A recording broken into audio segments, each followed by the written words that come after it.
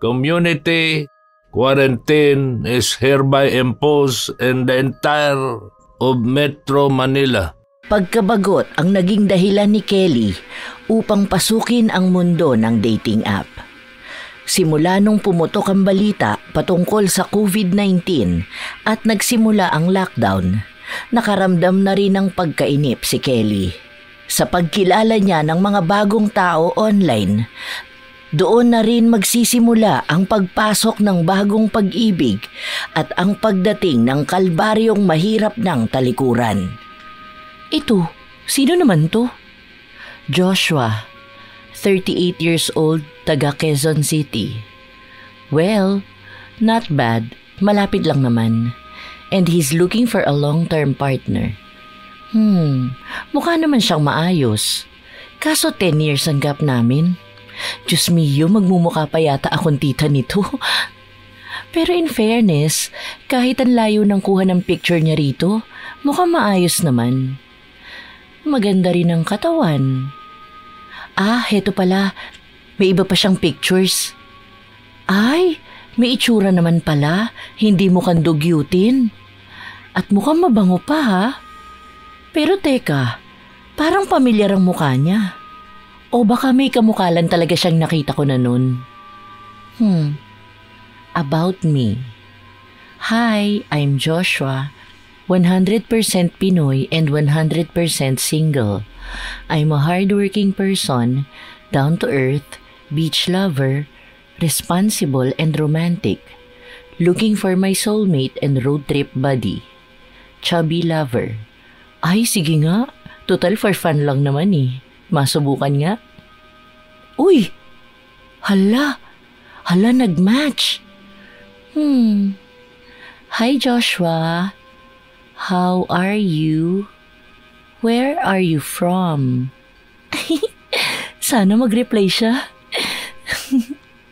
2 linggo matapos ang pag-aanunsyo ng Pangulong Duterte ng Enhanced Community Quarantine o ECQ, posibleng sa Semana Santa magkaalaman kung i-extend ba ang community quarantine sa Luzon. Naku po, please wag niyo na i-extend pa. Ilang linggo na kaming nakakulong sa bahay. Sobrang nakakabore kaya. Hindi makagala sa labas kaya hindi makahanap ng love life eh. Tamad na sumandal si Kelly sa kinauupuan niya habang nakatuon ang atensyon sa panonood ng balita. Panahon ng pandemyang dulot ng COVID-19. 1 linggo pa lang ang nakakalipas nang magsimula ang 1 buwang community quarantine. Dahil sa pakiramdam ng inip ay naisipan ni Kelly na gumawa ng account sa Tinder, isang sikat na online dating app para magpalipas ng oras at malibang sa pakikipag-usap sa iba't ibang tao na maaaring katulad niyang nakakaramdam din ng pagkabagot.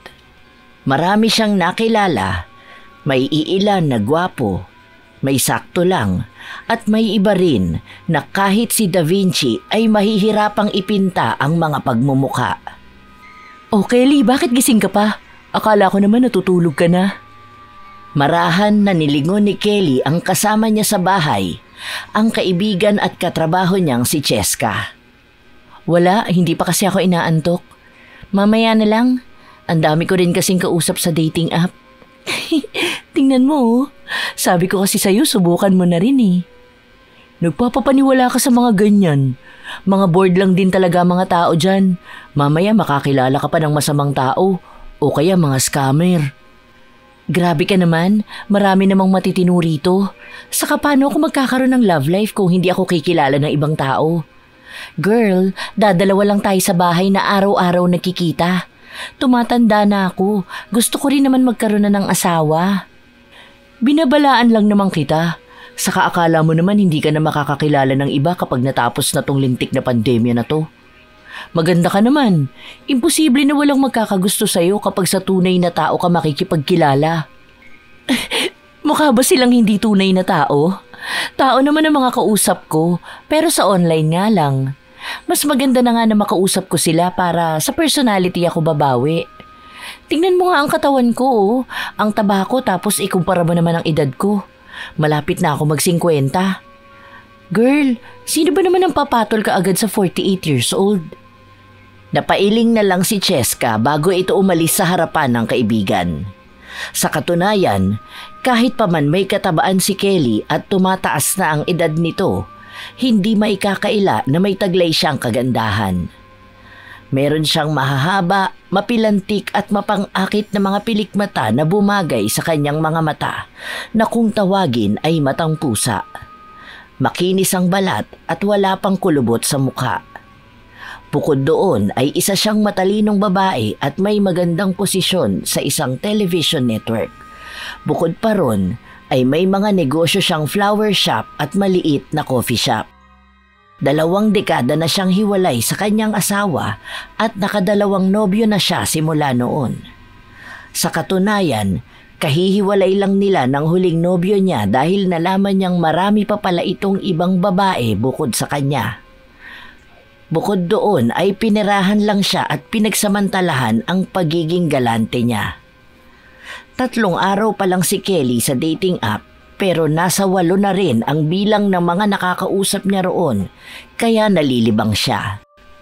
Grabe, nakakatuwa talaga kumausap ng iba't ibang tao. Nahahasa pa ang English ko sa mga afam na to.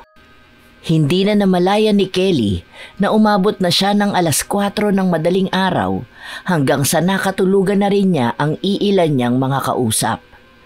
Mataas na ang sikat ng araw nang magising siya. Hindi pa tuluyang mulat ang mga mata niya, binuksan na nito ang kanyang cellphone kung saan inulan siya ng mga mensahe. Ngunit may isang pumukaw ng atensyon niya. Agad siyang napatayo at binasa ito. Hi Kelly, good morning. It's me, Joshua. Ang pretty mo naman, talaga bang 48 ka na? Mukha ka pa ring bata. Ano ba naman to? Ang aga naman magpakilig. Anong oras ba to nag-chat? 6:47 a.m.? Ang aga nga. Ay teka, meron pa pala ng 10:58 a.m. Hey, busy ka yata. Or maybe tulog ka pa.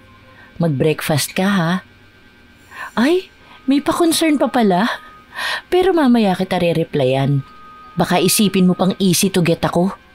Tumayo na si Kelly para lumabas.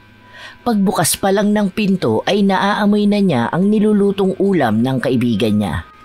Nagtungo siya sa kusina kung saan naabutan niya si Cheska na saktong natapos na sa pagluluto. Nakaluto ka na pala? Magluluto pa lang sana ako eh. Anong oras ka nagising? Kanina pa, nag-yoga lang ako. Ikaw, mukhang napapadalas na yung pagpupuyat mo. Hindi naman, ngayon lang naman ako nagpupuyat. Oo nga pala, may bago ako nakilala. Ang gwapo niya, pero hindi ko pa masyadong nakakausap. Bakas sa mukha ni Cheska na hindi siya interesado sa kwento ng kaibigan niya. Kumain silang dalawa ng tanghalian. Matapos nito ay nagkaroon na naman sila ng kanya-kanyang buhay. Pumasok si Kelly sa kwarto niya habang nakatitig sa mensahe ni Joshua. Ano kayang gagawin ko? Subukan ko na kaya mag-reply sa kanya. Anong oras naman eh? Okay, sige. Hello Joshua. Sorry for the late reply. Yeah, late na ako nagising kasi medyo napuyat ako kagabi sa work. How are you? Nasaan ka pala ngayon? Kain ka na rin. Katatapos ko lang kumain. Send. Ayan na. Ilang sandali lang din ay sumagot na si Joshua. Nakaramdam pa ng pagkabog ng dibdib si Kelly habang binubuksan ang mensahe ng binata. Hindi na rin nagbigay pa ng oras si Kelly na kausapin ng ibang tao na nakaabang sa reply niya.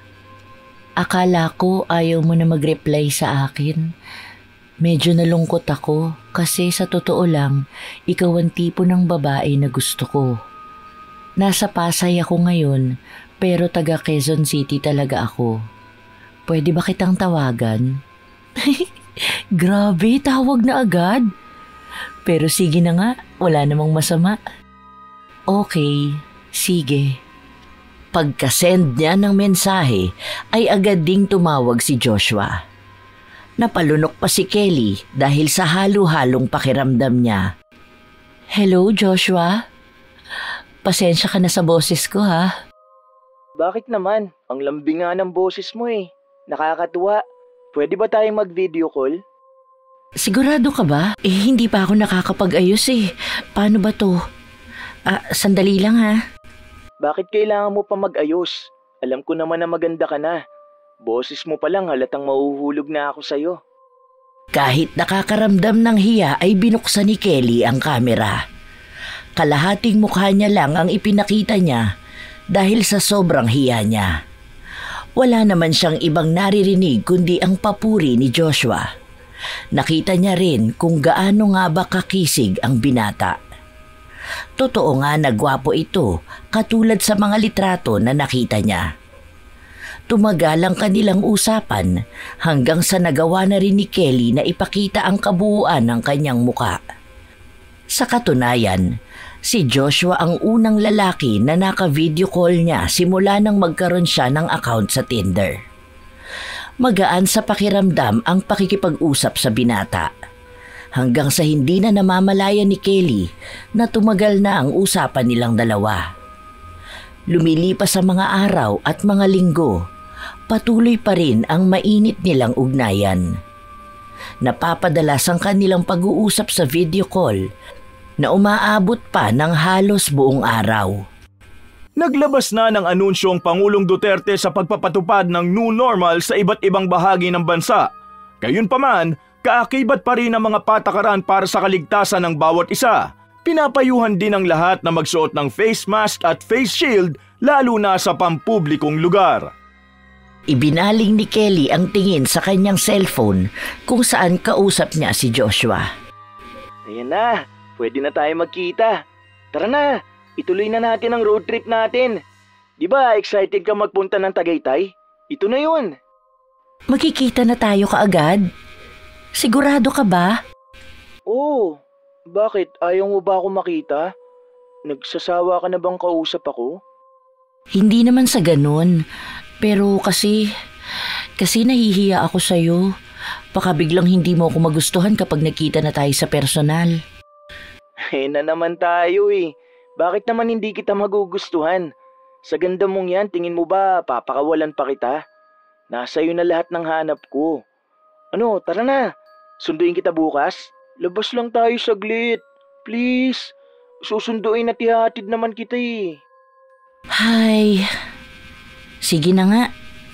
Nababakas ng babae ang tuwa sa mukha ni Joshua nang pumayag siyang makipagkita rito. Habang siya naman ay nakakaramdam ng kaba.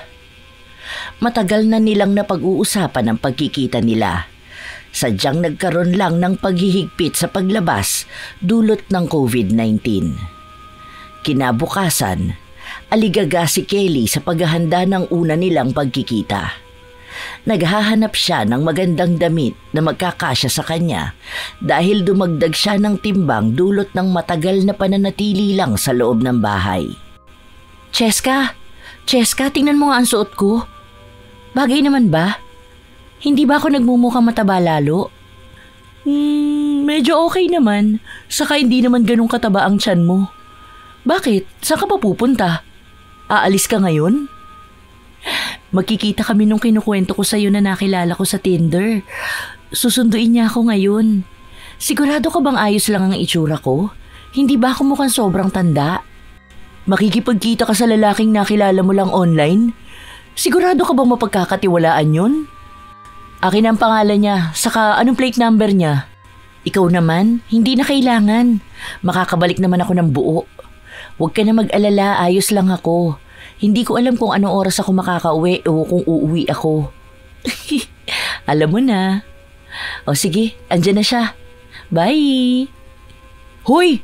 Gaga ka talaga! Huwag ko lang mabalitaan na na-chop-chop ka na ha? Kumaway lang si Kelly habang nagmamadaling makalabas.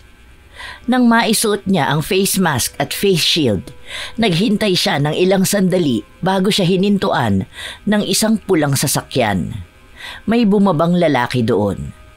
Mata lang ang kita niya dahil katulad niya ay protektado rin ang mukha nito. Joshua? Hi! Oo, pasensya na, malimbahay pa lang nahintuan ko kanina. Mabuti na lang nakita ko may lumabas na magandang babae sa gate na to. Tara na. Pinagbuksan ni Joshua ng pinto si Kelly. Tapos nito ay pumasok na rin ang binata sa sasakyan niya.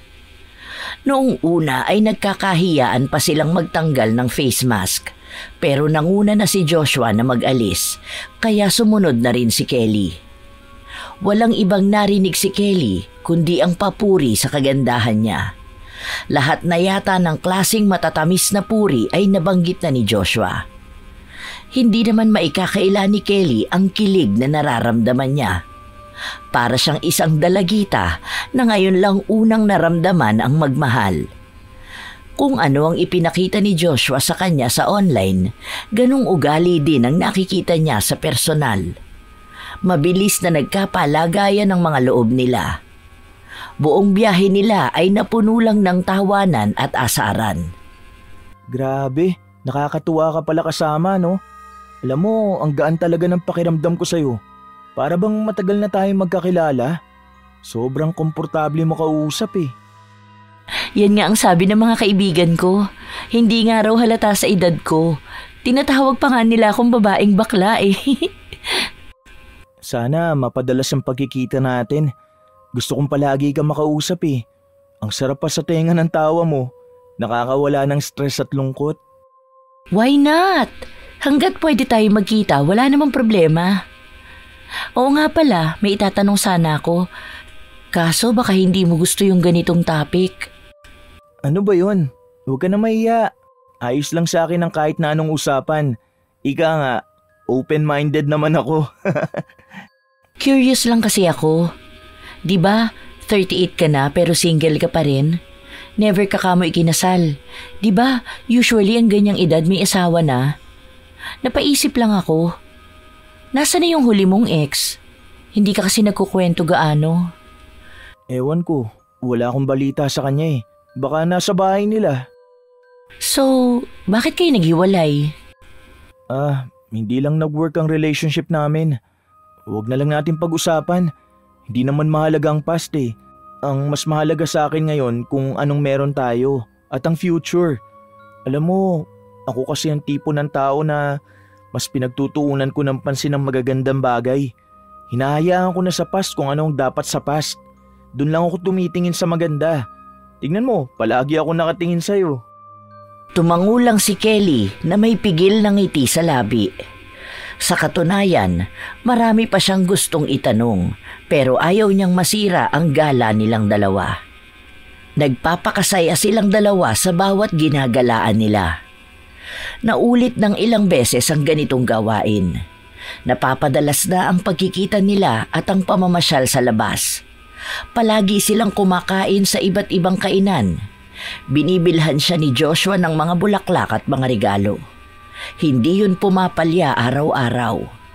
Mas lalong pinaparamdam ng binata kung gaano nga ba siya kaimportante sa kanya. Ipinaparana sa kanya ang pagmamahal na hindi niya naranasan kahit sa mga naging karelasyon niya dati. Wow! Mabuti nakita pa kita sa bahay na to. Akala ko wala ka ng balak umuwi eh. Ano yan? Ang dami mo namang pinamili. Aba, ayos ah. Araw-araw may bulaklak. Binigay lahat to ni Joshua sa akin. Ang sabi ko nga sa kanya, huwag na siyang gumasto sa akin dahil sobra-sobra na ang bigay niya. Halos araw-araw ba naman may regalo at pa-flowers? Ay, sobrang swerte ko talaga sa kanya. Alam mo yung never pa ako nakakatanggap ng ganitong treatment sa kahit na sinong naging nobyo ko. Hindi pa naman kami official, pero ramdam ko na ang pagiging sincere niya sa akin. Well, sana nga maging consistent siya. Hindi sa kontrabida ako sa inyo ha. Alam mo na, baka sa una lang palaging magaling. Oh, kailan mo naman balak na ipakilala yan sa akin? Ilang buwan na kayo nagkikita, hindi mo pa siya pinapakilala sa akin. Sa susunod na lang, gusto ko muna maging low-key kami. Alam mo na, para hindi mausog ka agad. Saka na lang kapag naging kami na. At talagang may nalalaman ka pang usog-usog na ganyan? Basta palagi kitang binabalaan ha? Kilatisin maigi ang isang tao dahil baka may mas malaking bawiin yan sa'yo. Hindi pinakinggan ni Kelly ang kaibigan niya. Inaamoy niya ang bulaklak na bigay sa kanya ni Joshua habang naglalakad dito papasok sa kanyang kwarto. Ngayon lang naging ganito kasaya ang puso ni Kelly. Hindi niya akalain na sa ganitong edad pa siya makakaramdam ng tunay na kilig. Panibagong buwan ang lumipas. May plano ang dalawa na magbakasyon sa norte. Ito, tingnan mo, mas maganda yung location nila, pati rooms and services nila. Ano sa palagay mo? Dito na lang tayo? Oh, bakit ang tahimik mo naman masyado? May problema ka ba? Wala, may problema lang ang pamilya namin. Medyo na-stress talaga ako nito mga nakaraang araw eh. Ano ba yan? Patingin nga ako. Hindi ba mahal dito? Anong problema ng pamilya niyo? Bakit hindi ka man lang nagsasabi sa akin? Baka matulungan kita. Hindi na, hayaan mo na. Gagawan ko na lang ng paraan to. Ayoko naman na maistorbo pa kita. Saka problema ko to, hindi mo na dapat to alam. Tara, maghanap na lang tayo ng resort para makapagpahinga din tayo at magkaroon ng bonding. Pero sana sa mura lang ha. Medyo gipit kasi ko ngayon eh. Ano ka ba? Para namang iba ko sa'yo. Okay lang kahit saan. Pwede naman na ako munang sumagot sa gala natin. Ang dami mo na kayang nagasto sa akin. Saka ako naman ang may gustong gumala tayo sa malayo. Kaya dapat lang siguro na ako ang maglabas ng pera. Huwag na, nakakaya naman sa'yo. Baka sabihin mo wala akong kwentang lalaki kung pagagastusin kita sa gala natin. Kailan ba tayo aalis? Gagawa na lang ako ng paraan. Kahit na maghanap ako ng sideline. Para na rin maisabay ko sa pag-ayos ng problema namin. Napapansin ni Kelly ang pagiging matamlay ni Joshua. Ngunit hindi naman ito sinasabi kung ano ba ang problema ng pamilya nila. Palagi nitong sinasabi na baka madamay pa sa problema si Kelly. Dumating na ang takdang araw kung kailan gagala na ang dalawa. Katulad sa dating gawi, kwentuhan, tawanan at kantahan ang maririnig sa buong biyahe nila. Hanggang sa inihinto ni Joshua ang sasakyan. Oh, bakit ka huminto? May problema ba? Mauubusan na ako ng gas. Eh di magpagas ka. Ayan o, may gasoline station. Tara na. Ayun nga ang problema ko eh. Kapos ako sa budget ngayon. Magkano lang nadala kong pera? Paano nagpadala ako sa bahay dahil may school project yung kapatid ko. Tapos sumunod pang naputulan sila ng kuryente. Ay, ano ba yan? Bakit ba ang dami kong problema? Pasensya ka na, nakakapagsabi pa ako sa'yo. Nakakahiya tuloy. Sa katunayan, nahihiya nga akong ituloy tong gala natin kasi walang-wala nga talaga ako ngayon. Kaso baka ma-offend ka sa akin kapag nag-cancel ako eh. Alam ko kasing excited ka. Hala, ganun ba? O sige, ako na lang muna ang sasagot. Magkano ba ang gas? Sigurado ka ba? 1K lang naman. Dumukot si Kelly ng pera sa wallet niya at ibinigay ito sa binata. Matapos nito ay nagpatuloy na ulit sila sa biyahe. Wala namang naging problema kay Kelly ang paglabas niya ng pera para sa gala nilang ito. Ang mahalaga lang sa kanya ay ang maging masaya sila. Katulad ng inaasahan ni Kelly, naging maayos nga ang bakasyon nila.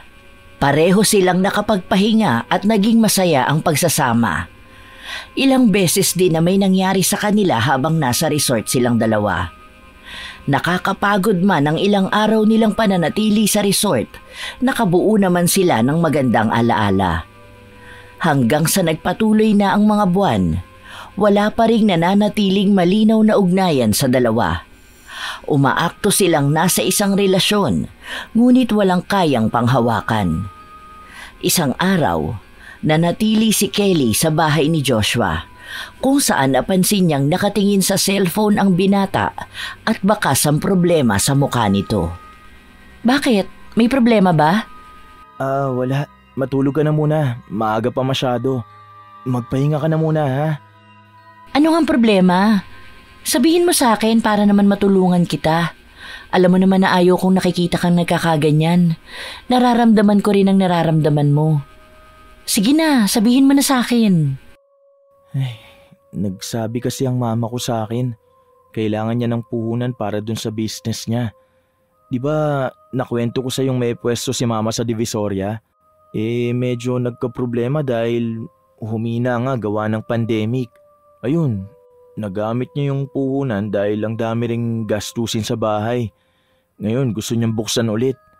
Nagtatanong siya sa akin kung matutulungan ko ba siya. Isa naman ako kukuha ng pera. Wala naman akong maitulong dahil wala rin naman akong maayos na trabaho. Kaya nalulungkot ako. Di nga ako makatulog kagabi pa eh. Paulit-ulit kong binabasa ang text niya sa akin.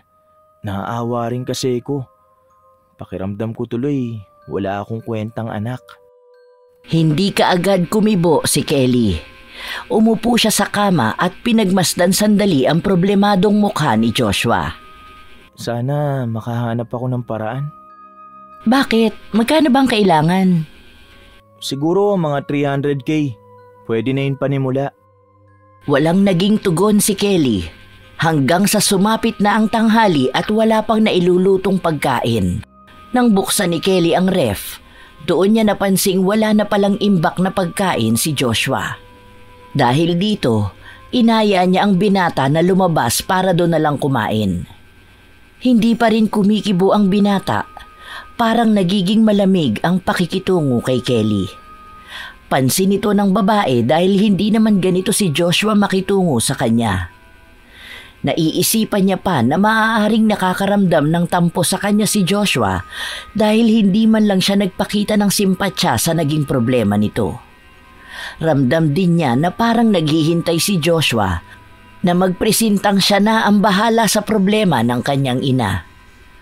Sa puntong ito ay alam ni Kelly na hindi niya matitiis si Joshua dahil masyado ng malalim ang nararamdaman niyang pag-ibig sa binata kahit na wala naman silang matatawag na formal na relasyon. Kinabukasan, hindi nakatanggap ng kahit anong mensahe si Kelly mula kay Joshua na mas lalong pinag-alala ng babae. Tanghaling tapat na at katatapos lang maligo ni Kelly. Tumunog ang cellphone niya. Hello? Nasaan ka na? Nandito ako sa labas ng pinto. Susi lang ng gate ang meron ako, di ba? Kaya hindi ako makapasok. Ha? Teka, wala akong natatandaan na may lakad tayo ngayon. Sandali lang, lalabas na ako. Gulat at kilig ang naramdaman ni Kelly sa sinabing yun ni Joshua dahil hindi niya inaasahang darating ang binata ngayon. Dali-dali siyang nagtungo sa pinto upang pagbuksan ito. Hindi na siya nagbihis pa dahil sanay naman si Joshua na makita siyang walang saplot, kaya humarap siya rito nang nakatapis lang. Pasok ka. Mabuti na lang ngayong ka nagpunta. Wala si Cheska. Iyon ba yung kaibigan mong kasama mo sa bahay? Bakit? Nasaan siya ngayon? Umuwi sa probinsya nila. Ilang buwan din siya ron. Pumasok si Joshua sa loob ng bahay, ngunit ramdam ni Kelly ang bigat na bitbit ng binata. Malungkot ka pa rin? Sino ba namang hindi malulungkot kung hindi ka nakakasama? Miss na nga kita eh. Kahapon magkasama na tayo, tapos miss man agad ako? Kahit magkasama pa tayo minuminuto, mawaglit ka lang sa mga mata ko, talagang mamimiss kita. Tingnan mo, nakikita na ulit kita. Parang gumagaan na ang pakiramdam ko. Panigurado ko na kapag naging mag-asawa na tayo, hindi na ako aalis ng bahay. Oo nga pala, may dala akong flowers para sa'yo.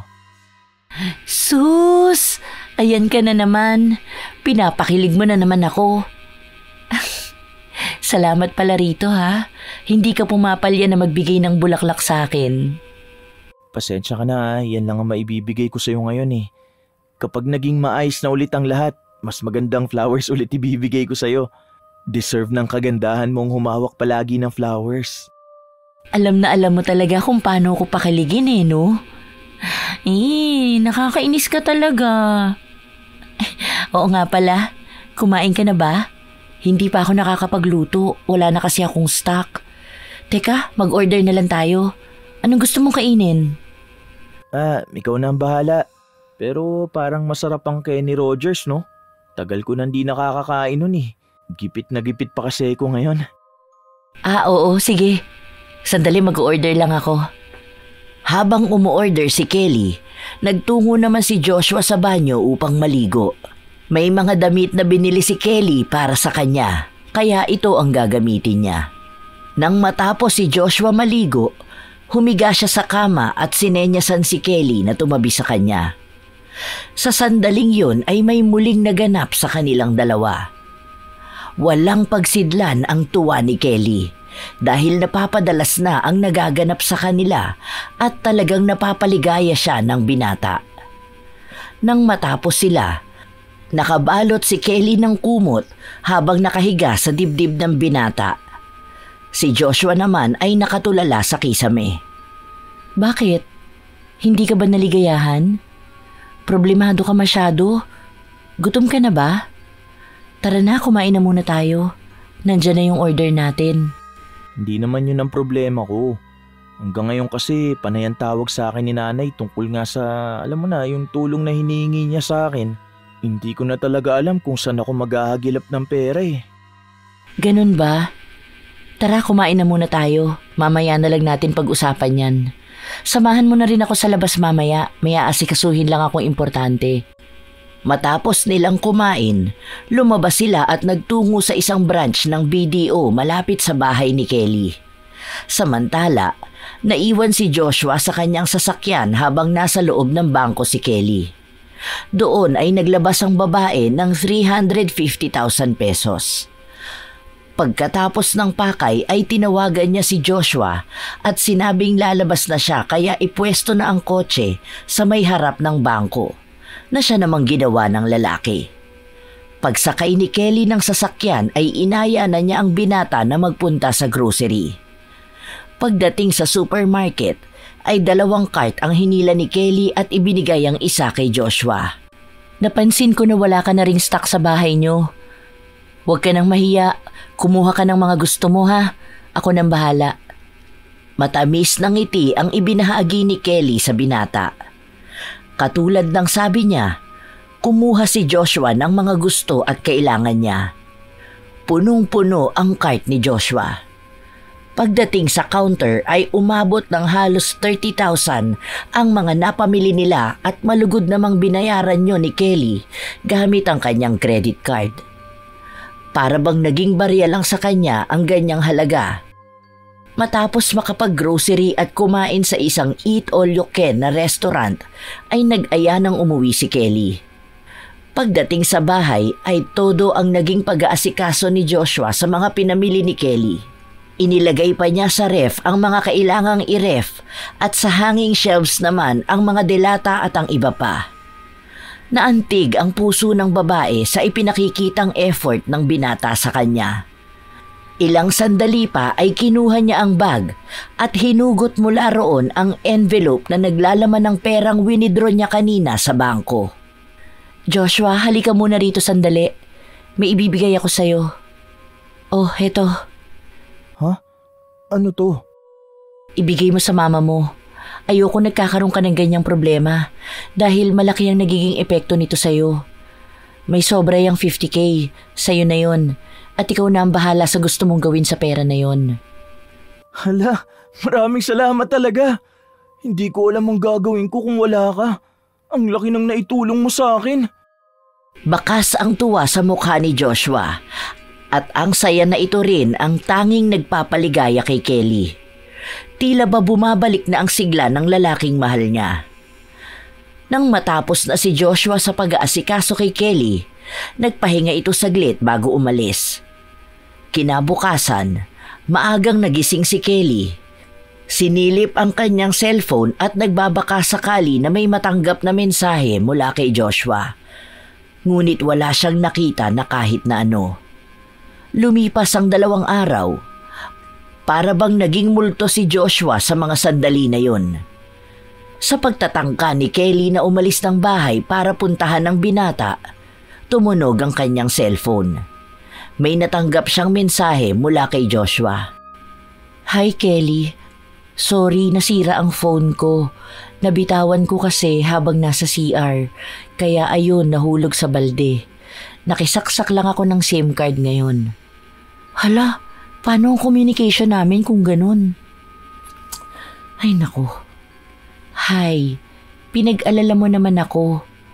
Magpupunta na sana ako sa bahay mo kasi nag-aalala ako baka may masamang nangyari sa'yo. Yang 50K mo, ipambili mo muna ng phone. Kasi paano tayo makakapag-usap kung ganyang nasira ang phone mo? Send. Aba, bilis mag-reply ah. Typing na siya. Ayun nga ang bala ko, kaso nahiram ng kapatid ko kagabi yung 50K kasi manganganak daw ang asawa. Kawawa naman kaya pinahiram ko muna. Hala, nakakaawa naman. Ganun ba? O sige, magsesend ako sa account mo ng 30K. Kahit Android phone muna, bumili ka agad-agad. Please, hindi ba tayo magkikita today? Send. Nakaabang si Kelly sa reply ni Joshua. Ang sabi pa ng binata ay hindi sila makakapagkita ngayon dahil nagpapasama ang pinsan niya na ipaayos ang sasakyan nito. Nauunawaan naman siya ni Kelly, kaya nagpadala na kaagad siya ng pera para makabili ng cellphone ang binata. Labis ang pag-aalala niya rito matapos ang ilang araw na walang paramdam sa kanya. Habang lumilipas ang araw, nagiging madalang na ang usapan ng dalawa, na mas lalong nakapagtataka.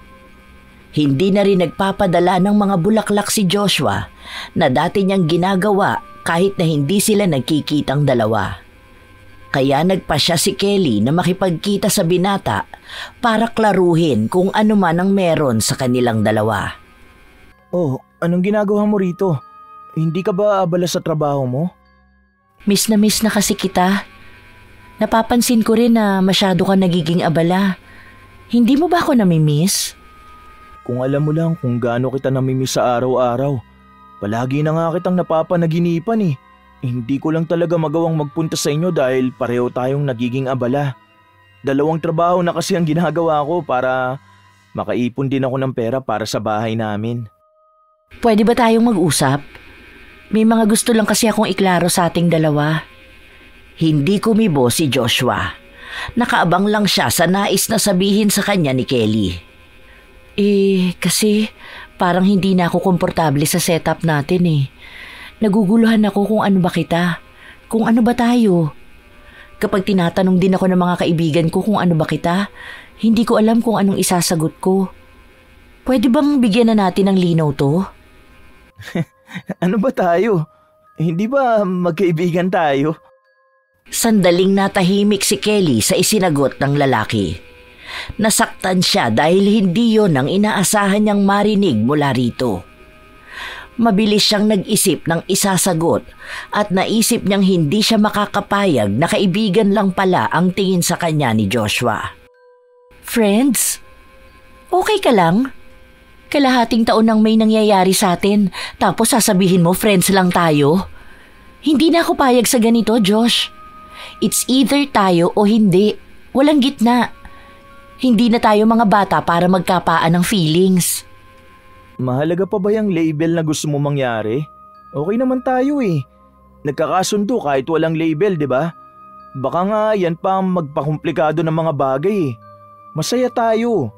Ayaw mo ba na maging masaya lang tayo? Bakit naman magiging komplikado? Pareho naman tayong walang sabit, di ba? Ano bang nararamdaman mo sa akin? Wala lang ba? Kasi ako, aaminin ko in love na ako sa'yo.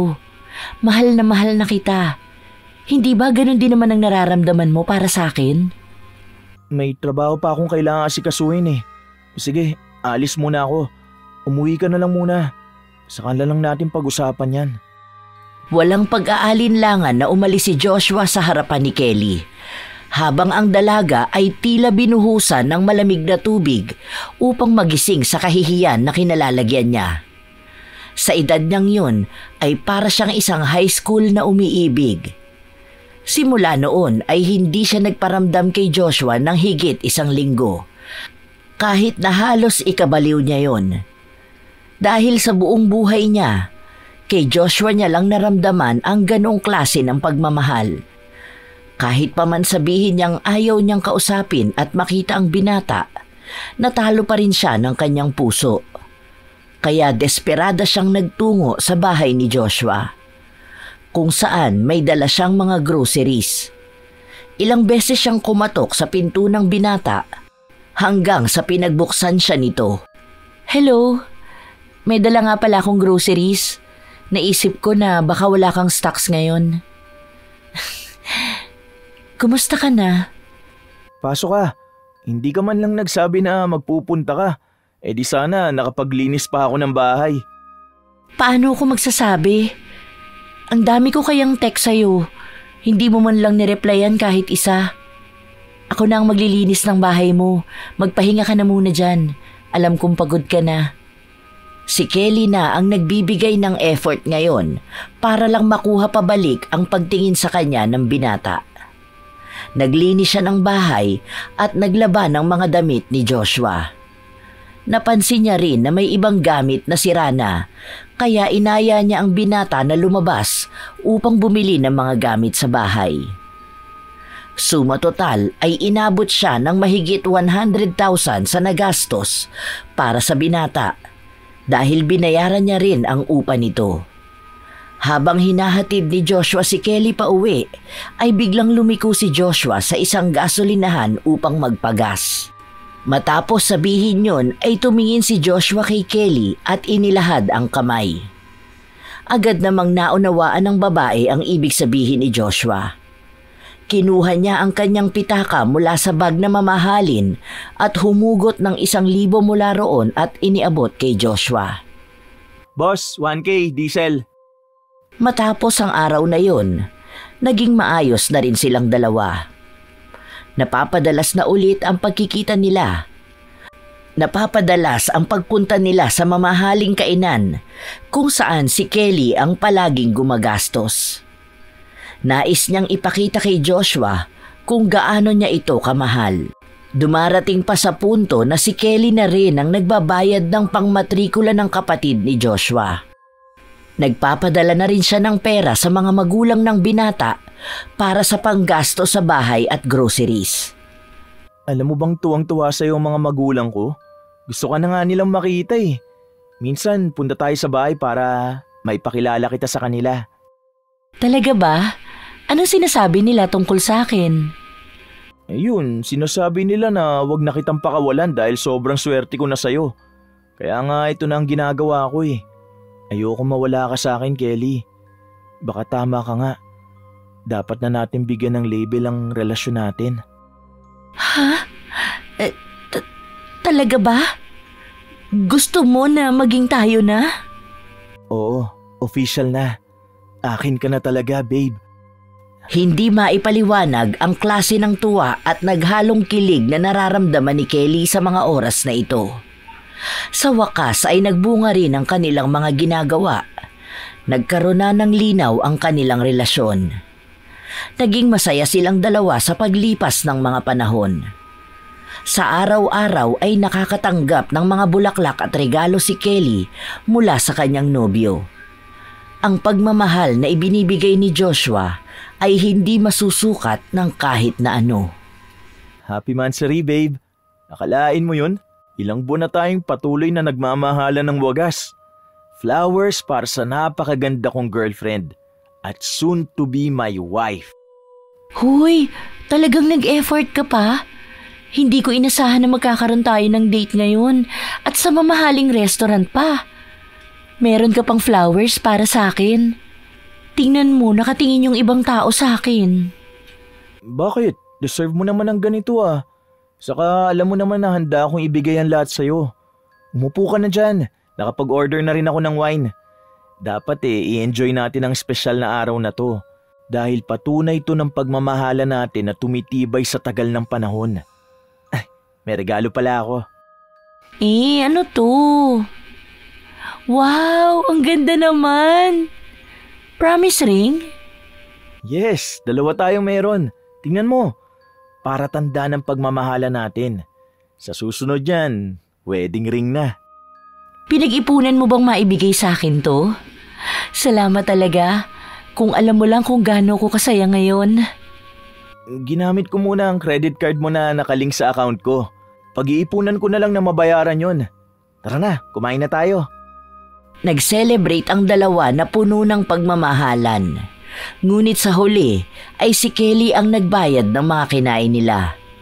Wala namang naging problema yon sa babae dahil naiintindihan niya ang kanyang nobyo dahil mababa lang ang sahod nito.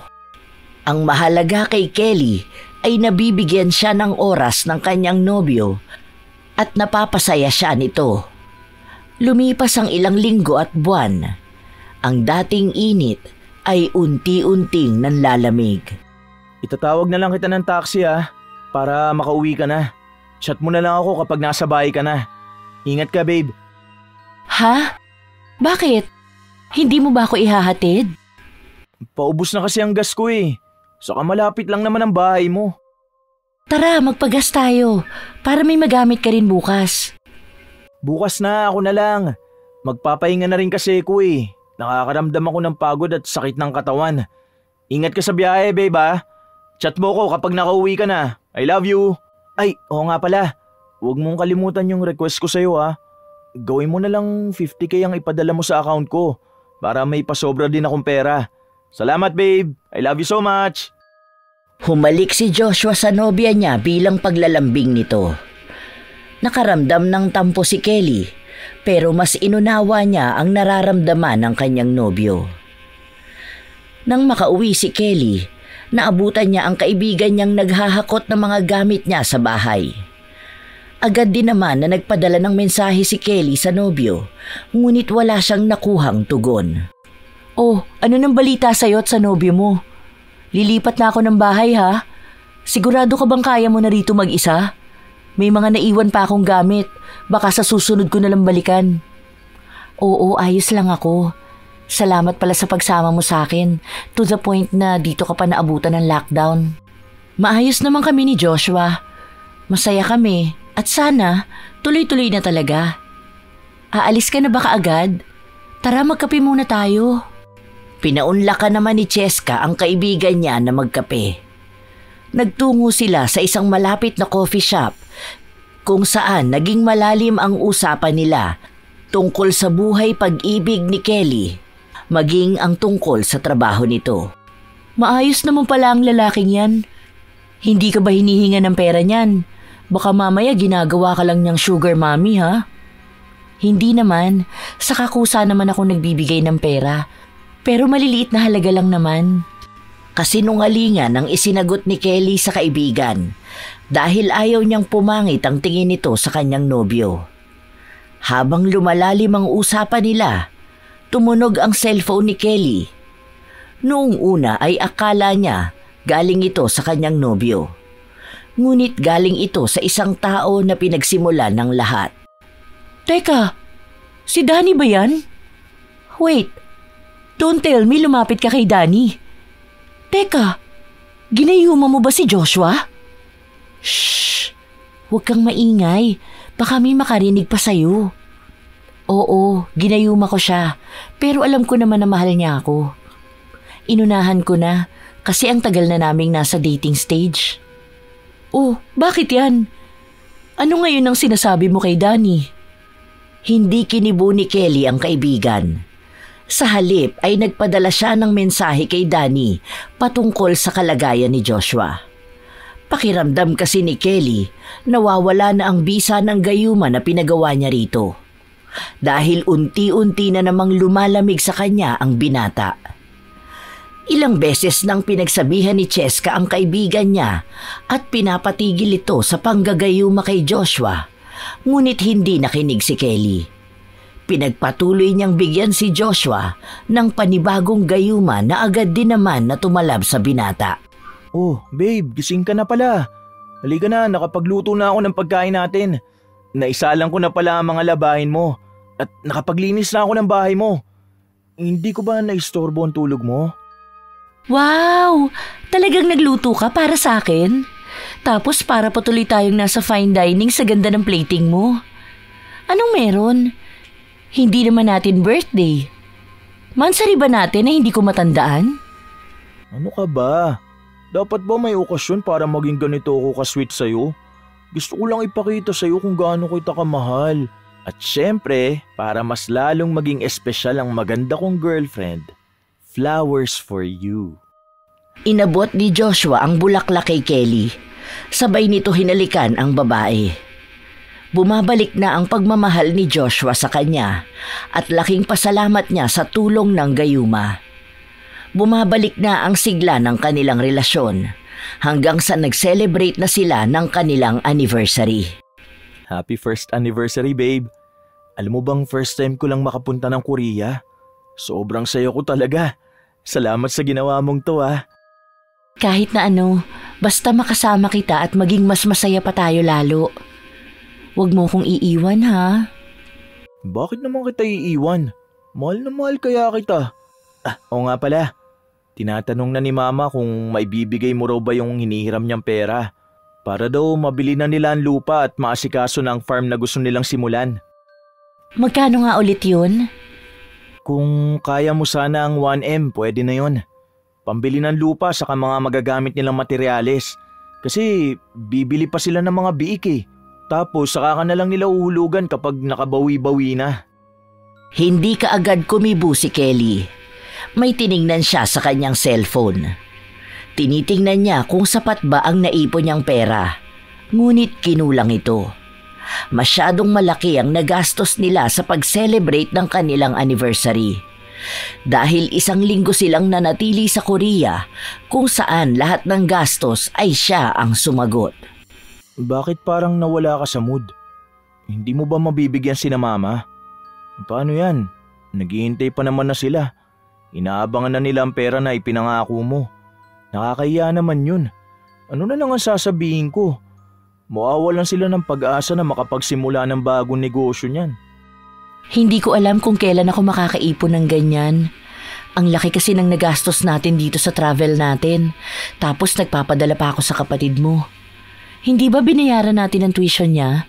Tapos nagpadala pa tayo para sa binyag ng pamangkin mo. Mahigit 100K na gasto sa binyag dahil gusto mo kamo nang maging bongga ang binyag ng una mong pamangkin. Dahil gusto ninyong may maipagmalaki sa mga kamag-anak nyo na umaapi sa inyo. Baka pwedeng babaan ko muna ang maipahiram ko. Ngayon isinusumbat mo na sa akin lahat? Hindi ako may gusto na magtagal tayo rito sa Korea. Saka ikaw naman na nagpresenta na tulungan ng kapatid ko at ang pamangkin ko. Kung ganun lang pala, sana hindi ka na nangako sa nanay ko. Pinapaasa mo yung tao. Sana sinabi mo na kaagad. Hindi naman sa ganon, babe. Ang sinasabi ko, baka kahit kalahati muna. Baka kasi kapag 1 milyon agad ang binitawan sa business na yon, malugi lang din katulad sa pwesto nila sa Divisoria. Worried lang naman ako para sa kanila. Sinira mo ng bakasyon natin kung kailan pauwi na tayo. Sige, kung masama ang loob mo na tulungan ng mga magulang ko, sasabihin ko na lang sa kanila ng diretso. Hindi yung ganyan ka, nakaka-bad trip. Mula nang matapos ang usapan nila, ay malamig na ang naging pakikitungo ni Joshua sa babae. Hanggang sa makabalik sila ng Pilipinas. Kinakausap nga ni Joshua si Kelly pero halatang wala itong gana. Panay rin ang pagpaparinig niya tungkol sa mga magulang niya na nagpapakonsensya kay Kelly. Hindi ba tayo lalabas ngayon? Mansari na natin, wala man lang celebration. Inaasahan ko pa naman kahit flowers meron ka. Busy ako eh. May mga trabaho akong ginagawa at nag-iisip ako ng paraan kung paano kita babayaran. Babayaran? Hindi pa naman ako naniningil at hindi naman kita pinipilit na magbayad na kaagad. May problema ba tayo, babe? Kailangan na kitang bayaran. Baka iniisip mo pineperahan lang kita kaya ganyan ka na makitungo sa akin. Hayaan mo, mababayaran ko rin yung mga utang namin hanggang sa huling sentimo. Huwag kang mag-alala. Hindi kumibo si Kelly. Ngunit mabigat ang nararamdaman ng kanyang dibdib. May mga nais siyang sabihin, ngunit pakiramdam niya ay walang nakikinig sa kanya. Sinubukan ng babae na lambingin ang kanyang nobyo, ngunit nagagalit ito sa tuwing hahawakan niya ito. Kaya hindi na malaman ni Kelly ang dapat niyang gawin. Umalis ang babae sa bahay ng kanyang nobyo nang hindi man lang siya kinikibo nito. Sa pag-alis ni Kelly, pinuntahan niya ang mangkukulam na pinagkuhanan niya ng gayuma. Bigyan mo na ulit ako. Nanlalamig na naman siya sa akin eh. Bakit ba kasi ang bilis naman mawala ng bisa ng gayuma mo? Ay girl, sinabi ko na sa'yo na nasusobrahan ka na sa panggagayuma sa kanya. Ilang beses na ba natin nagawa to? Kabibigay ko lang sa'yo noong nakaraang linggo, no? Ano, tumala ba? Di ba hindi na? Kasi nga lutong-luto na siya sa mahika. Kumbaga immune na ang katawan niya, kaya hindi mo na siya matatablang pa nito. Sige na, tulungan mo na ako. Hindi ko na alam ang gagawin ko eh. Mahal na mahal ko talaga si Joshua. Hindi ko kayang mawala siya sa buhay ko. Sinabi ko na wala na akong magagawa. Sige, bibigyan kita ng huling gayuma ha. Pero kapag ito hindi na talaga tumalab sa kanya, baka kailangan mo na nga mag-isip. Kung mahal ka talaga niya, hindi siya mawawala sa'yo. Tanggapin mo kung ano ang kalalabasan ng mga ginawa mo, ha? Sumang-ayon si Danny kay Kelly sa pagbibigay sa kanya ng huling gayuma. Nang gabing yun din ay nagtungo si Kelly sa bahay ni Joshua. Ngunit laking gulat niya nang may babaeng lumabas sa inuupahang bahay ng binata. Maganda ang babae at halatang bata pa. Dali-daling pumasok si Kelly sa bahay. Naabutan niya ang nobyo niyang nakatapis lang. Sino ang babaeng yun? Niloloko mo ba ako? Sinong babae? Anong babaeng pinagsasasabi mo? Hindi mo ba nakikita na pagod ako dahil sa kakatrabaho ko? Tapos pagbibintangan mo pa ako? Hindi ko alam ang mga pinagsasasabi mo. Nakita ko mismo. May lumabas na maganda at bata pang babae sa bahay mo. Wala akong ibang babae. Baka nahihibang ka na. Kung ano-ano na lang ang gusto mong ibintang sa akin. Inilapag ni Kelly ang bitbit niyang pagkain. Nakita naman yon ni Joshua. Ngunit hindi pinansin. Babe, huwag mo naman akong lukuhin. Ibinigay ko naman lahat sa'yo ah. Hindi ba ako naging sapat sa'yo? May kulang pa ba sa akin? Hindi nga kita niloloko. Masyado ka madrama. Wala akong ginagawang masama. Wala ka man tiwala sa akin? O baka naman ikaw may ginagawang mali. Ano? May nakita ka na bang mas bata sa akin at ipagpapalit mo na ako? Kaya ngayon gusto mo akong pagbintangan na may ibang babae? Bahala ka. Isipin mo ang gusto mong isipin. Puro ka bintang. Baka gusto mong totohanin ko yan. Hindi kita niloloko at hindi kita kayang lokohin. Alam mo kung gaano kita kamahal. Pero hindi na kita maintindihan. Ang daming nagbago sa'yo. Hindi ka na katulad ng dati. Ni hindi mo na nga ako mabigyan ng bulaklak ngayon eh. Na dati araw-araw mong ginagawa. Hindi mo na ako mabigyan ng oras. Kahit na palagi mong sinasabi noon na kahit anong busy mo, handa mo akong paglaanan ng oras mo. Hindi nga kita niloloko. Masyado ka madrama. Wala akong ginagawang masama. Wala ka man tiwala sa akin? O baka naman ikaw may ginagawang mali. Ano? May nakita ka na bang mas bata sa akin at ipagpapalit mo na ako? Kaya ngayon gusto mo akong pagbintangan na may ibang babae? Bahala ka. Isipin mo ang gusto mong isipin. Puro ka bintang. Baka gusto mong totohanin ko yan. Wag, please. Wag mo akong iiwan. Sorry kung pinagdudahan kita. Baka nga mali ako nang nakita at hindi man lang ako nagtanong sa'yo. Patawarin mo na ako. Please, wag mo akong iwan. Baka kailangan na muna natin ng oras para sa sarili natin. Hayaan mo, kapag nakasahod na ako, uhulugan na kita sa mga naging utang ko sa'yo. Saka na lang tayo mag-usap. Siguro sa ngayon, pareho lang tayo masasaktan kapag pinilit pa natin. Wag, please. Kahit wag mo nang bayaran ng mga nailabas kong pera. Wag mo lang akong iwan, please. Parang awa mo na. Lahat gagawin ko para lang maging maayos ang relasyon natin. Wag mo naman bitawan ka agad to. Mahal natin ang isa't isa, hindi ba? Hindi ko na alam. Ang dami ko ng problema.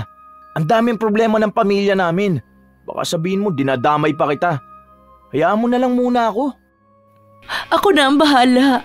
Huwag ka na mag-alala. Alam kong pagod ka lang. Huwag naman tayo umabot sa hiwalayan na ganito. Hindi ko kayang mabuhay na wala ka. Parang awa mo na, babe. Halos lumuhod na si Kelly sa harapan ni Joshua para lang hindi siya nito iwan. Ngunit nanatiling malamig ang binata sa kanya. Kaya nangako si Kelly na kinabukasan ay magbibigay siya ng karampatang halaga katulad sa kung magkano ba ang hinihingi ng mga magulang ni Joshua para sa farm na negosyo ng mga ito. Kinabukasan ay nagbigay ng pera si Kelly kung saan nanguha siya ng pera sa mga negosyo niya at ibinenta ang isa niyang lupa na pamana ng kanyang mga magulang. Lahat ay handa niyang gawin, maibigay lang ang pangangailangan ni Joshua. Pasensya ka na, babe, sa mga nasabi ko sa'yo ah. Ang dami lang kasing tumatakbo sa utak ko eh. Hayaan mo, babawi ako sa'yo. Mahal na mahal kita, babe. Salamat pala sa pagtulong mo sa pamilya ko. Sisimulan na nilang bili ng lupa at ipapaayos na nila ang mga papel para makapagsimula na sila. Wala yun. Ang mahalaga sa akin na ayos na natin ang lahat. Naiintindihan naman kita dahil alam ko rin naman na pagod ka. Pasensya na rin kung napagbintangan kita na may babae. Wala akong ibang babae ah. Ikaw lang ang nag-iisang babae na mahal ko. Hindi ko makakaya na mawala ka sa buhay ko. Baka nga ikamatay ko pa kapag naghiwalay tayo. Oo nga pala, gutom ka na ba? Tara, mag-date naman tayo. Punta tayo ng mall? Hindi na nakatanggi pa si Kelly sa mga paglalambing ng kanyang nobyo. Naging maayos silang dalawa. Masaya silang naglilibot sa mall at binilhan pa ni Kelly ng mga gamit ang binata. Bumili ito ng panibagong relo, mga sapatos at mga bagong damit. Wow, tignan mo yung motor na yun oh. Alam mo bang pangarap kong magkaroon ng ganyan? Pag-iipunan ko yan. Para sa susunod, gagala naman tayo na nakamotor. Pansin mo naman na luma na ang kotse ko eh. Gusto mo ba niyan? Oo, sana. Sa katunayan, yan nga ang wish ko sa birthday ko eh. Pero di ko pa kayang bilhin yan. Saka na lang siguro kapag nakaluwag-luwag na. Masyado kasing mahal yan eh. Tumangulang si Kelly habang inaalam ang ibang tungkol sa motor. Katulad kung anong kulay ang nais ni Joshua. Dahil nagbabalak siyang ito ang irigalo sa binata sa kaarawan nito. Mauuna ang kaarawan ni Kelly at 2 linggo bago ang kay Joshua. Sa pagsapit ng kaarawan ng dalaga, 2 lang sila ni Joshua ang nag-celebrate dahil nasa abroad na ang pamilya ni Kelly at wala siyang anak. Kaya ang tuon ng buhay niya ay kay Joshua lang. Happy birthday, babe! Saan mo gustong kumain ngayon? Kahit saan na lang, babe. Basta magkasama tayong dalawa. Doon na lang tayo sa dati nating kinainan. Libre mo ba? Birthday mo ngayon. Wala akong mabibigay na gift at flowers eh. Pero ayos lang naman kasi magkasama naman tayo, di ba? Medyo nakaramdam ng lungkot si Kelly nang marinig niya ito. Inaasahan niya na may sorpresang inihanda sa kanya ang kanyang nobyo. Ngunit bigo siya. Sa huli, siya rin ang gumastos ng pagkain nila. Binilhan siya ni Joshua ng regalo nang magtungo sila sa mall, pero credit card niya ang gamit. Ang labas ay siya rin ang magbabayad nun. Habang lumilipas ang mga araw, muling nakakaramdam ng panlalamig si Kelly. May araw na madalang mag-chat sa kanya si Joshua. May araw naman na wala talaga itong paramdam. Hanggang sa sumapit ang kaarawan ni Joshua, kung saan kumain sila sa isang mamahaling restaurant at inabot ni Kelly ang susi ng motor na matagal ng pangarap ni Joshua. Binili niya ito ng cash at labis ang pasasalamat ni Joshua sa kanya. Ay, grabe ka, babe! Salamat talaga rito ah! May magagamit na rin akong motor! Ang gwapo! Deserve mo naman yan, babe. Maasikaso ka sa akin at mahal mo ko. Kaya lahat ibibigay ko para sa kasiyahan mo. Kailan pala tayo mag-long ride? Parang masarap magpunta ng Ilocos, no? Hindi ko pa alam, babe. Saka may road trip ang barkada kaso baka hindi kita maisama kasi kami-kami lang dun. Hayaan mo, sa susunod mag-long ride tayo sa Ilocos. Ay, bakit naman hindi ako pwede? Ang alam ko may mga kasamang girlfriend ng mga barkada mo sa long ride nyo, di ba? Narinig ko na kasing pinag-uusapan nyo yun. Ah, yun ba? Wala, nagbago na kami ng plano eh. Para sana kami-kami lang. Bakit? Hindi mo ba ako papayagan? Sige, kung wala kang tiwala sa akin, hindi na lang ako sasama. Oh, kunin mo na tong susi ng motor. Di ko na lang yan gagamitin. Baka pagdudahan mo na naman ako eh. Hindi naman sa ganon, babe. Sige, ayos lang sa akin. Basta mag-iingat ka, ha? I love you. Humalik si Kelly kay Joshua, ngunit wala siyang nakuha na tugon. Sa halip, ay mas buo pa ang atensyon na ibinigay ni Joshua sa bago niyang motor. Nagbigay rin si Kelly ng 50,000 sa kanyang nobyo na magagamit nito sa long ride nila ng barkada niya. Ayaw niyang mapahiya si Joshua kapag may pinuntahan ng mga ito, kaya siya nagpabao ng pera. Habang tumatagal ang relasyon nila, nagiging magulo na ang lahat kay Kelly. Bumababa ang performance niya sa trabaho na naging mitya para maibaba siya sa pwesto. Hindi na rin niya natutuunan ng pansin ang mga negosyo niya, kaya napilitan na siyang isarado ang ilan sa mga ito. Habang nagpapatuloy ang paglalabas niya ng pera kay Joshua at sa pamilya nito, wala namang pumapasok na pera sa kanya. Unti-unti nang nauubos ang mga ari-arian niya. Nagsimula na ring magkaroon ng lamat ang relasyon nila ng nobyo niya matapos niyang tumanggi na makapagbigay ng pera para sa gaganaping birthday ng kapatid ni Joshua. Madalang na lang silang magtagpo dahil madalas nawala si Joshua sa bahay nila. Hanggang sa higit 1 oras nang naghihintay si Kelly sa labas ng bahay ng kanyang nobyo. Nabuhayan siya nang marinig niya ang tunog ng motorsiklo, ngunit agad na nanlumo nang makitang may babaeng ibinaba si Joshua. Babe, sino siya? Babe, anong ginagawa mo rito? Ang akala ko nakauwi ka na. Sino siya? Teka, siya yung babae na nakita ko na lumabas sa bahay mo noon. Sino siya? Bakit siya nakaangkas sa motor mo? Wala. Kaibigan ko. Nakisabay lang sa akin umuwi. Sige, Gail. Nandito na ang girlfriend ko. Ingat ka na lang pa uwi, ah. Tara na, babe. Bakit hindi ka pa pumasok sa loob? May susi ka naman. Malakas ang pagdududa ni Kelly sa mga sandali na ito. Alam niyang may inililihim sa kanya ang kanyang nobyo, ngunit umiiwas siya sa maaaring maging away nilang dalawa. Hindi man direktang sinabi ni Kelly, pero pinaparamdam niya sa kanyang nobyo na nagtatampo siya. Dahil kahit 1 beses ay hindi pa siya naisakay nito sa motor, ngunit may ibang babae pang nauna na umangkas dito. Nagpatuloy ang panlalamig sa dalawa. Kapag hindi nauuna na magbigay ng effort si Kelly, wala rin siyang natatanggap sa kanyang nobyo. Babe, bakit hindi mo na ako inaaya lumabas? Palagi ka ba talagang busy? Marami akong ginagawa ngayon eh. Sa susunod na lang. Kailan ba ang day off mo? Baka naman pwede na tayo mag-long ride. Tara sa Ilocos. Galing na kami dyan ng tropa eh. Ayoko na dun muna bumalik. Saka 1 araw lang day off ko. Nakakapagod naman yun. Imbis na nagpapahinga ako, gusto mo pa gumala ng malayo. Miss na kasi kita, babe. Palagi ka nalang walang oras sa akin. Naaalala mo ba noon? Halos araw-araw kang nasa bahay at halos araw-araw mo rin ako sinusundo para ayain gumala. Nakakamiss yung halos umagahin na tayo sa galaan tapos pinagluluto mo pa ako ng mga paborito kong pagkain. Kailan kaya mauulit yung ganun? Ang drama mo masyado. Marami na nagbabago. Di naman pwedeng palagi tayong ganun.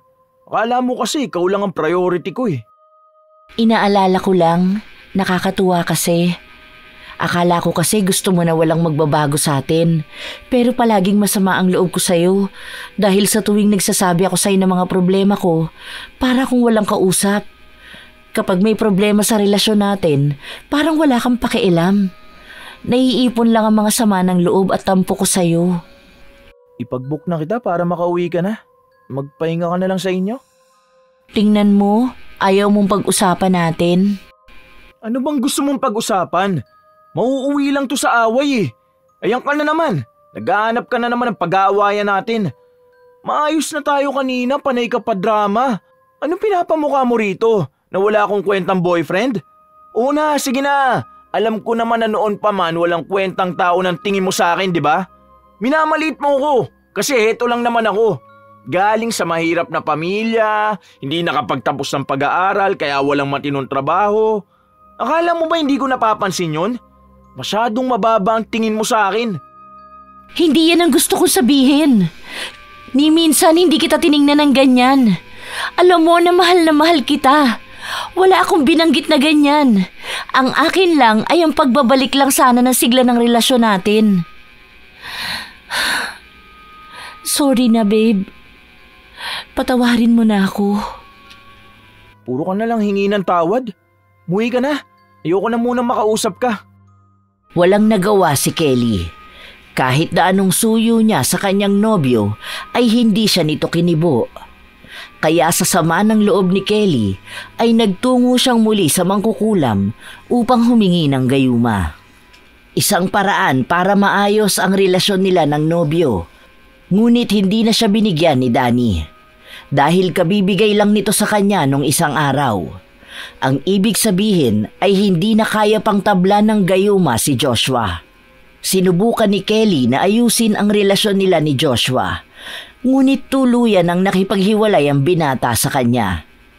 Sinubukan din ni Kelly na kausapin ang mga magulang ng binata.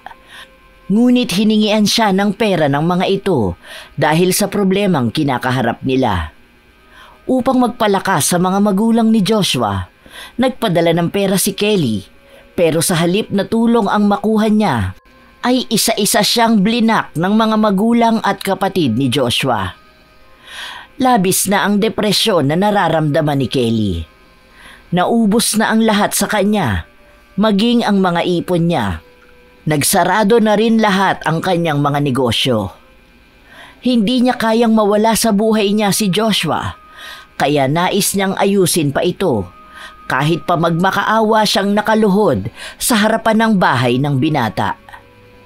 Sinubukan niyang puntahan si Joshua sa bahay nito para makausap, ngunit laking gulat niya nang matagpuan niya ang binata na may kasiping na ibang babae.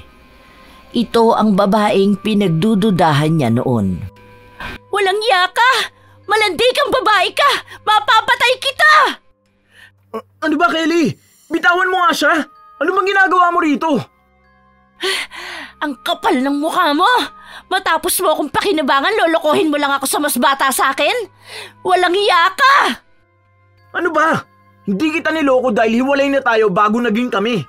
Hindi na kita girlfriend para umasta kang ganyan. Malis ka rito! Ibigay mo sa akin ang susi ng bahay ko. Baka ipabarangay pa kita. Ganon? Ngayon sasabihin mo ako ng ganyan? Ang bilis mo naman nakuha ang babae na yan. 1 linggo pa lang tayong naghihiwalay ah. Bakit may iba na? Pwede ba? Ayoko naman talaga sa'yo eh. Matanda ka na. At sinong lalaki ang papatol sa'yo? Tignan mo nga ang sarili mo. Ang taba mo. Nakakahiya ka. Kaya nga ayaw kitang isama sa mga gala ng tropa ko eh. Hindi ko maipagmalaki sa kanila na matandang babae ang girlfriend ko. Kung hindi nga lang dahil sa pera mo, wala namang lalapit sa'yo eh. Lumayas ka na nga rito. Pinagtulakan ni Joshua ang babae palabas ng kanyang bahay. Hindi na napigilan pa ni Kelly na bumuhos ang kanyang mga luha. Sobrang bigat ng kanyang dibdib. Hindi niya ito kinakaya, lalo pa at alam niya na masaya na sa iba ang lalaking akala niya ay paglalaanan niya ng buong buhay niya. Ito ang pinakamasayang relasyon na naranasan niya, ngunit ang pinakaimpyernong sakit na naramdaman niya. Kahit na anong pilit at pagmamakaawa niya kay Joshua, para na siyang basura na itinapon nito. Ilang linggo ang lumipas. Wala nang gana pa si Kelly na mabuhay. Hindi na siya lumalabas ng bahay. Walang ibang kinakausap. Preso sa sarili niyang kalungkutan. Napapabayaan na ang sarili at ang kanyang trabaho. Sa pag-aalala ng kaibigan niya, dinalaw siya ni Cheska sa bahay. Nakapagluto na ako. Tara na, kumain na tayo. Hindi ako nagugutom. Hindi pwedeng hindi ka nagugutom. Nangangayayat ka na oh. Tingnan mo nga ang sarili mo. Hindi yan ang Kelly na kilala namin. Ayoko nang mabuhay. Gusto ko na lang natapusin to lahat. Sobrang bigat ng dibdib ko.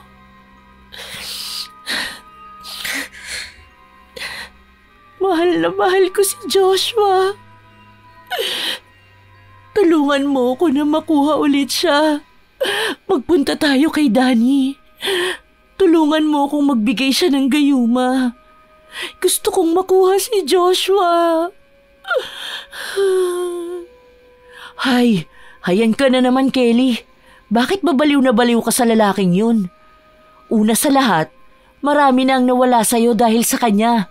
Nawala na ang mga pinaghirapan mo ng matagal na panahon. Huwag mo nang pag-aksayahan pa ng oras dahil babalik at babalik lang ang dating siya kapag nawala na ang gayuma. Hindi ka niya mahal.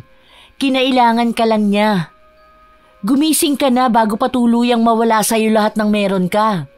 Hindi palaging mahika ang dapat mong takbuhan. Pero sobrang sakit. Mahal na mahal ko siya. Hindi ko kaya na mawala siya sa buhay ko. Hindi ko na alam kung saan ako magsisimula ngayon eh. Sobrang hirap. Hindi kumibo si Cheska. Umiling lang ito habang nakikinig sa mga sinasabi ng kaibigan niyang hindi tumitigil sa pag-iyak. Pinilit niya rin si Kelly na lagyan ng laman ang tiyan nito para hindi manghina. Nang sandaling kumalma si Kelly, doon lang siya muling kinausap ng kaibigan. Gusto ko na mawala ang pagmamahal ko kay Joshua. Pero mahirap ito sa ngayon. Gusto ko magpatulong kay Danny. Mahi ka na naman ang gagamitin mo para makamove on. Pag-isipan mong mabuti. Lahat yan may kapalit. Katulad ng mga kapalit na nakuha sa'yo nung pinili mong gayumahin si Joshua. Ikaw palagi ang magdedesisyon para sa sarili mo. Palagi mo lang isipin na ang mahika ay hindi pang matagalan. Palagi itong pansamantalang solusyon. Tila ba natauhan si Kelly sa sinabi ng kanyang kaibigan. Sa una ay nagtangka si Kelly na puntahan si Danny upang humingi ng tulong. Ngunit nang naroon na siya, sa kanya napagtanto na tama nga si Cheska. Huwag siyang maging duwag na kayanin at kaharapin ang buhay na walang tulong ng mahika. Dahil kung sa simula ay gagamitan niya ng mahika ang mga nais niyang mangyari, malaki ang bawi sa kanya nito hanggang sa dumating sa punto na wala nang kahit na anong maiiwan sa kanya. Doon na nagpasya si Kelly na talikuran ang pagkapit sa mahika at matapang na harapin ang buhay at ang sakit na dulot ng mga desisyon niya. Umalis siya ng bansa kung saan iniwan niya ang mga mapapait na alaala ng kanyang nakaraang pag-ibig. Kung saan pagmamahal naman sa sarili at pagtutuon ng pansin sa paghilom ng mga sugat niya ang gagawin niya. Mahirap ito. Dahil halos minu-minuto siyang dinadalaw ng multo ng masasayang alaala ng kanyang dating nobyo. Ngunit naging matapang siyang unti-unting tanggapin na lahat ito ay karma niya dahil sa pagpupumilit niyang mahalin siya ni Joshua. Lumilipas ang panahon hanggang sa hindi namamalayan ni Kelly na tuluyan na ngang naghilom ang lahat ng sakit at ang pagtanggap niya sa nangyari ang tunay na nagpalaya sa kanya. Walang tulong ng mahika, kundi tulong mismo ng pananalig niyang magiging maayos ang lahat. Sa pagkakataon na ito, nagpasya na muli si Kelly na bumalik ng Pilipinas upang magsimula ng bagong negosyo at pagtuunan ng pansin ang kanyang trabaho. Ninanamnam ni Kelly ang malamig na hangin habang nakikinig ng balita sa radyo ng sinasakyan niyang taxi. Halos 3 taon na rin pala simula nung umalis ako rito. Maraming pagbabago, katulad kung paano nagbago ang pananaw ko tungkol sa iba't ibang bagay sa buhay ko at sa tingin ko sa pag-ibig. Magaan sa pakiramdam ang pagbitaw ni Kelly ng mga salita na ito. Ang buhay na akala niya ay wala ng halaga dahil sa pagkabaliw sa pag-ibig ay muling nanumbalik. Kung saan mas lalo na niyang minahal ang sarili at hindi na hinahayaan pang maranasan pang muli ang ganoong klase ng pagmamahal. Ang pagmamahal na minamanipula ng mahika.